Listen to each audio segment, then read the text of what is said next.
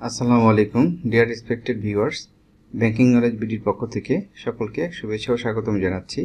So আজকে আমি আপনাদের সাথে চেক পেমেন্ট সংক্রান্ত যত কোশ্চেন এবং অ্যান্সার আছে আমার টাইটেলে যেই হচ্ছে প্রথম ভিডিওটা পাবলিশ করেছি, আজকে তার হচ্ছে part 2।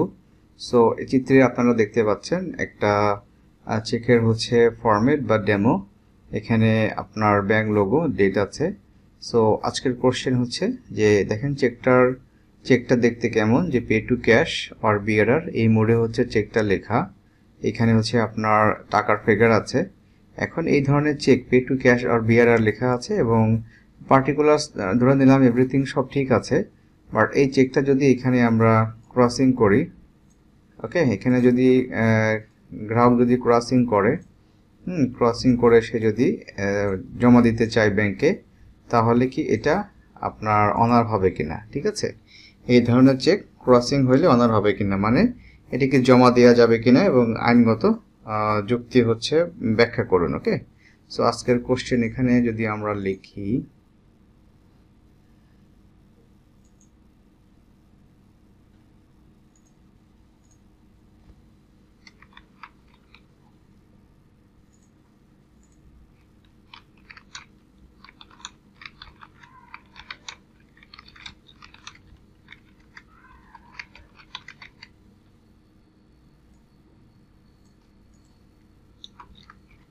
Is the cheque can be deposited, চেকটা কি জমা দেওয়া যাবে কিনা। ঠিক আছে, then explain.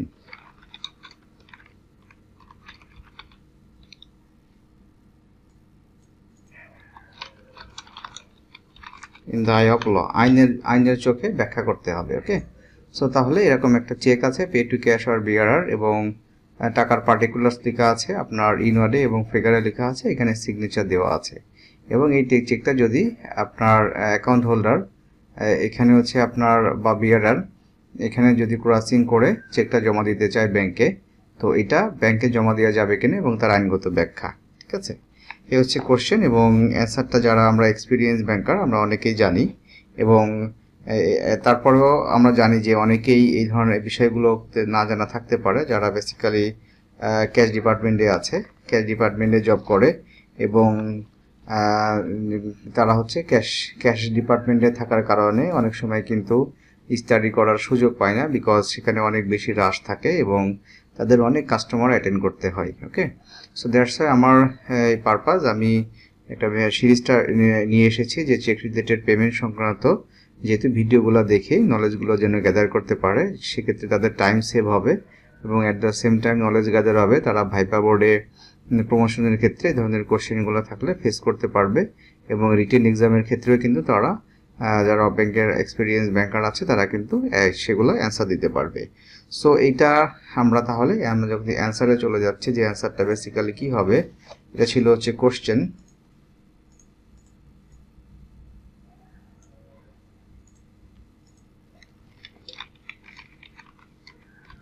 So what will be the answer? Okay, এটা একটা কোশ্চেন ছিল বা একটা কেস স্টাডি, যে এই ধরনের সিচুয়েশন হলে তাহলে এটা জমা দেওয়া যাবে কিনা। সো দ্য অ্যান্সার ইজ, এটা কিন্তু একটা ডিফেক্টিভ চেক, তাই না? এখানে পে টু ক্যাশ লেখা আছে এবং যদি কেউ ক্রসিং দেয়, ক্রসিং দেওয়ার সাথে সাথেই অ্যাকাউন্টটা কিন্তু অ্যাকাউন্ট পে হয়ে যায় এবং ডেফিনেটলি এই চেকটা যখন কোনো ব্যাংক গ্রহণ করবে বা কোনো শাখা, তাহলে কিন্তু সেই কোনো একটা ব্যক্তির অ্যাকাউন্টে জমা দিতে হবে। এটা তো কখনোই ক্যাশ মোডে পেমেন্ট হবে না, তাই না? সো যখন কোনো ব্যাংকে হচ্ছে এটা জমা নিবে কোনো অফিসার, সে যখন এটাকে ট্রান্সফার মোড হয়ে যাবে এবং ট্রান্সফার মোডে যখন অ্যাকাউন্ট পে চেক হয়ে যাচ্ছে, যেহেতু এটা ক্রসিং হয়ে যাচ্ছে এবং অ্যাকাউন্টে দিতে গেলে পে টু ক্যাশ, তাকে কিন্তু একটা অ্যাকাউন্ট নাম্বারের সাথে এবং নামের সাথে মিলাইতে হবে। সো অ্যাকাউন্ট টাইটেলে ক্যাশ নামে কোনো অ্যাকাউন্ট কখনো ওপেন করা যায় না, বিকজ ক্যাশ কারোর নাম না। আমি গত টিউটোরিয়ালটাকে কভার করেছিলাম এটা। সো এই টাইটেলে কোনো অ্যাকাউন্ট হতে পারে না এবং এই যদি কোনো ব্যাংকার জমা নেই এবং কোনো গ্রাহক বা বিয়ারা যদি জমা দিতে চাই, তাহলে কিন্তু এই চেকটা অ্যাজ ব্যাংকার হিসেবে কিন্তু জমা নেওয়াও যাবে না, বিকজ এই চেকটা কখনোই কিন্তু আপনি কোনো অ্যাকাউন্টে ক্রেডিট করতে পারবেন না। বিকজ ক্রেডিট করতে পারবেন না, কারণ এই ক্যাশ নামে কোনো অ্যাকাউন্ট হয় না বা হবেও না।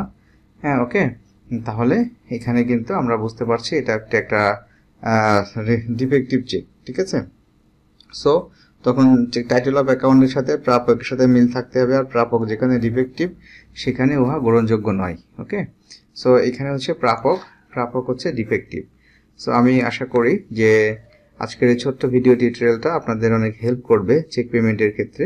সো এরকম কেস স্টাডি ছোট ছোট ভিডিও টিউটোরিয়াল আমি কন্টিনিউয়াসলি আমার চ্যানেলে আপডেট করে যাব এবং আপডেট করব, সো দ্যাট আমাদের চেক রিলেটেড সকল আন্ডারস্ট্যান্ডিংগুলো আমাদের আসে এবং আমরা ব্যাংকাররা কত রকমের জন্য মানে প্রবলেম ফেস না করি, প্রবলেমে না পড়তে হয় এবং ক্যারিয়ার জন্য আমাদের স্মুথ এবং গ্রোথটা আমাদের হচ্ছে সাস্টেন হয়। ওকে, সো যদি আমার ভিডিও টিউটোরিয়ালটা ভালো লেগে থাকে অবশ্যই ভিডিওটিতে একটু কাইন্ডলি লাইক দিবেন, বেশি বেশি শেয়ার করবেন এবং চ্যানেলে যদি নতুন হন অবশ্যই চ্যানেলটি সাবস্ক্রাইব